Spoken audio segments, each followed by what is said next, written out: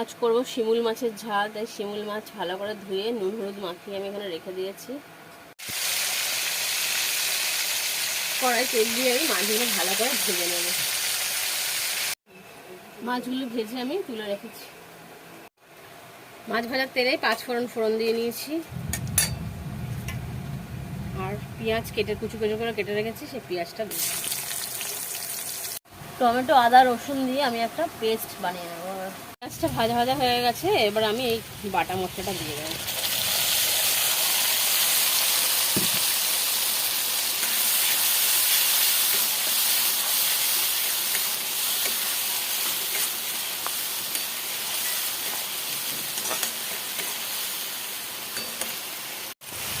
আর দিয়ে দিলাম নুন, লঙ্কা গুঁড়ো আর হলুদ গুঁড়ো, আর মিক্সি বাটি দিয়ে জলটা দিয়ে একটু কষতে হবে।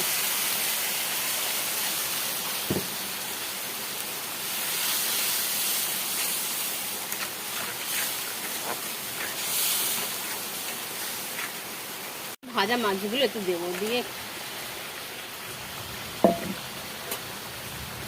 হতে থাকবে।